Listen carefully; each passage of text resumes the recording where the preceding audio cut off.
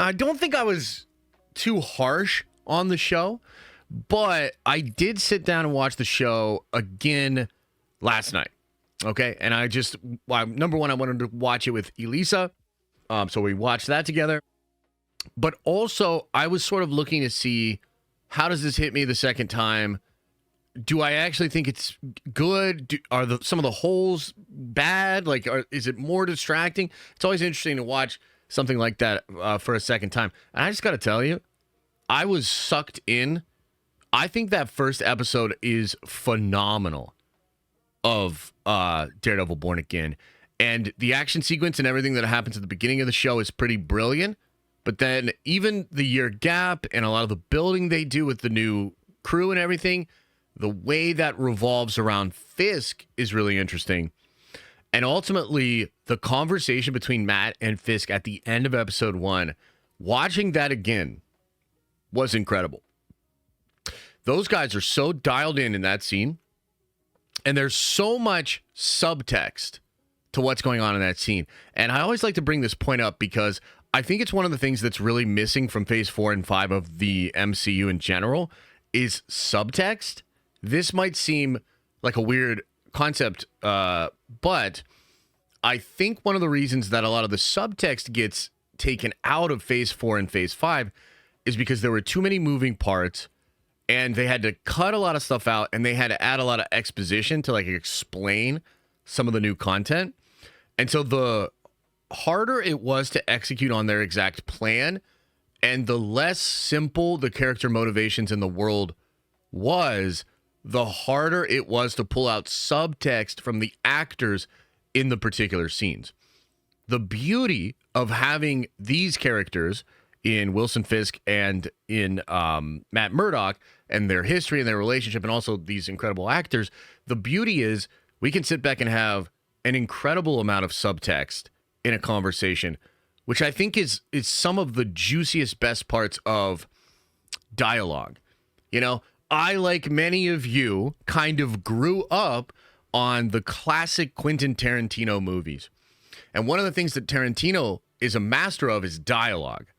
And you've never quite been so fascinated and on the edge of your seat as you are when you witness an incredible Tarantino-esque dialogue sequence. And those scenes have an awesome way of building tension and subtext. You know, if you think about the beginning scene in Inglourious Bastards and that dialogue sequence between the Nazi dude and the farmer guy, right, about like the hiding and everything, it is completely built off subtext, meaning we're not shown exactly what's happening right away, but the subtext is that they are hiding people and that this guy knows about it, and that tension drives the entire scene. It's brilliant. So you get in that scene with Matt and with Wilson Fisk, you get truly phenomenal work, man. Like, it was a pleasure to watch those two dudes do that scene.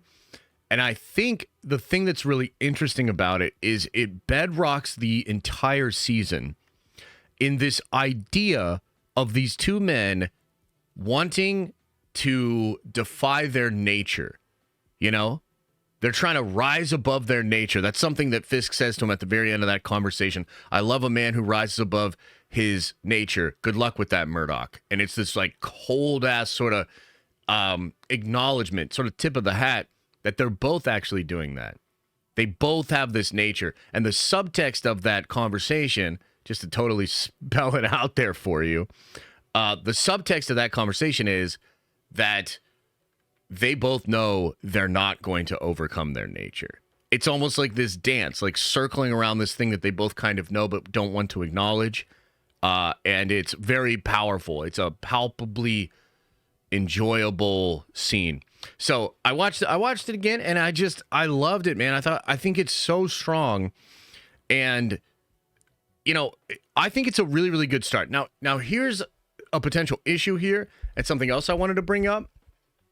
The more I thought about it, the more I thought, you know, a lot of the Marvel Disney Plus shows actually do start rather strong. When I think back to a lot of the other Marvel shows, right? I think that they actually mostly start really strong. WandaVision has a really strong opening. even Falcon and the Winter Soldier has a really strong first episode. You think back to that first episode of Falcon and the Winter Soldier, yo, it is strong. Very strong. Even Moon Knight. Moon Knight has an incredible first episode. I thought Hawkeye's beginning was pretty strong. She-Hulk has a pretty whack first episode, mostly because they just put it right on Front Street, you know, and it's terrible. But a lot of the other shows start incredibly strong. In fact, I think, and I was sort of thinking about this, if we went back and we just watched the first episode of most of the Disney Plus shows, I bet we would be like, wow, this is all pretty good. The problem with the Disney Plus shows, for the most part, is not how they start. It's how they move the narrative forward and how they finish. They really go off the rails because this was a movie studio without showrunners trying to sort of make really long-form movies, and there would be episodes that felt like a weird in-between act sort of an episode that on its own was not really enjoyable, right?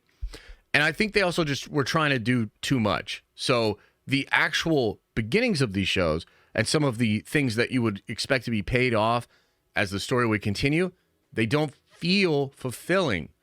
So Daredevil Born Again is off to this incredible start, but it's going to have to prove that it can actually progress this story, that it can follow through on a lot of the promises that it sets up.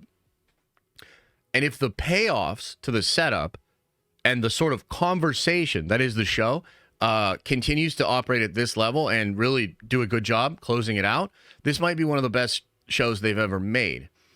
I potentially see, especially after I watch the episodes again, I can really see that there's a foundation for things that are going to unravel. It's essentially all about Fisk and Matt trying to defy their nature, but ultimately being brought back to it, like the scorpion and the frog, but they're both the scorpion. You know what I mean? And I love that. I think that's really good, and it could feel fulfilled as we go through this 9-episode season and we get into season 2, right? So I don't know. I guess I've slightly adjusted my feelings about Daredevil upon watching it again. And the other thing I'll say, and I was talking to some people on the Discord about this earlier today. I think there's, you know, it's totally fair to say, and it's true, that the show is not operating at the level of the Netflix show. It's not hitting the heights of some of the things that original show did. That's all fair, and I've made that point as well.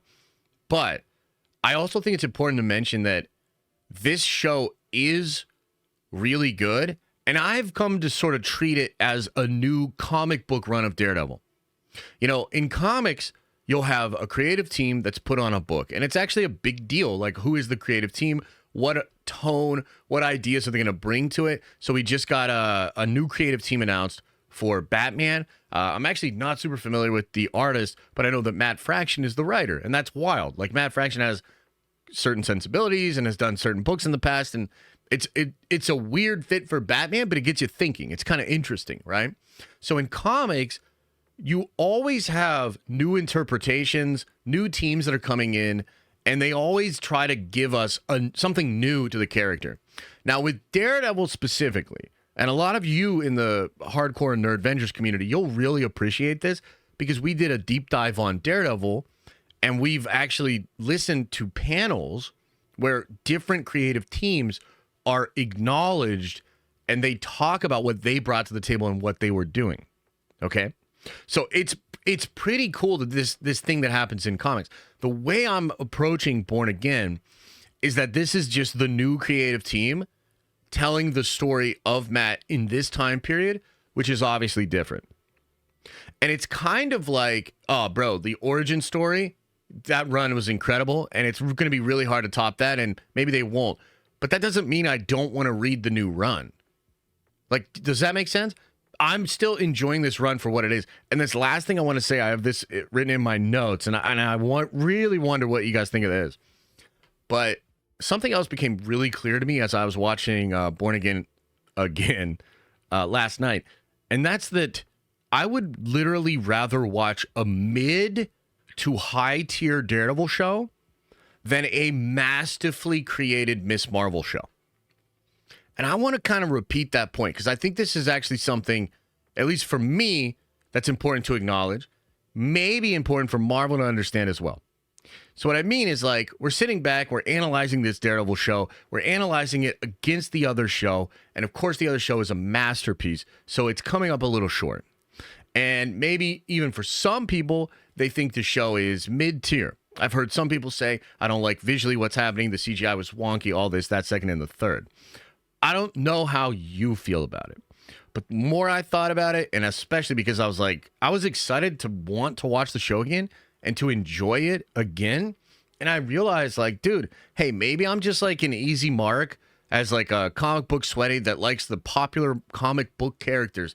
But bro, give me a mid to high range Daredevil show over masterfully created B and C tier characters that I don't really care about. Like I don't know that I'm necessarily in it as far as this fandom and my enjoyment of all this stuff for like elevated genre and high art all the time. At some level, you got to admit, I just like Daredevil swinging around, beating the shit out of people, and being sort of brooding in his real world.